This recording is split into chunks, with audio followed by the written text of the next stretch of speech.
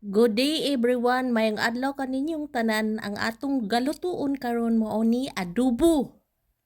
Mao ni atong mga ingredient: karne 2 ka kilo, ahos, oil, mantika, sibuyas bombay, paminta liso, paminta dahonan, uga nga rosemary, tuyo, oyster sauce. Maora na siya.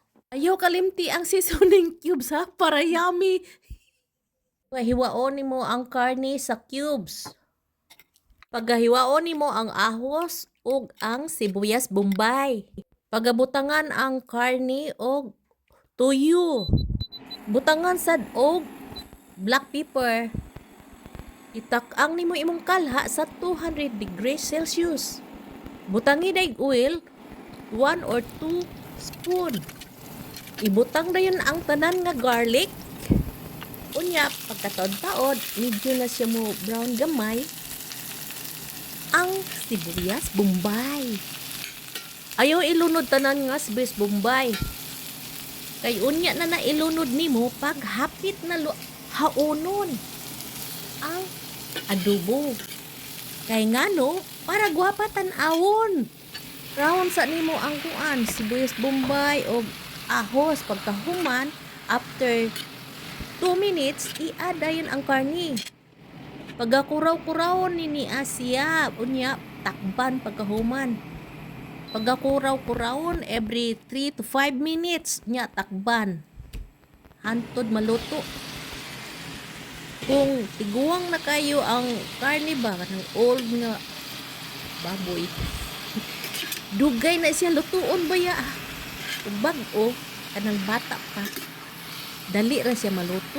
Munang pagatilaw-tilawan ninyo og humok na ba siya? Pagatilawan nimo og humok na siya, luto na naa. I-aday nimo ang last nga sibuyas bombay nya takban for 3 to 4 minutes. I-add nimo ang oyster sauce, paminta dahonan, paminta liso, tuyo, seasoning cube. Awa, nindot na kay tan-awon oh. Lami na kay kanon. 3 to 4 minutes and then haon na dayon. Luto na. Ready to eat. Enjoy. Tanawa oh. Nindot na kay tan-awon. Dalaway na kaay ka ano. Humot na kaayo ay. Sus, mapaboran ta ni.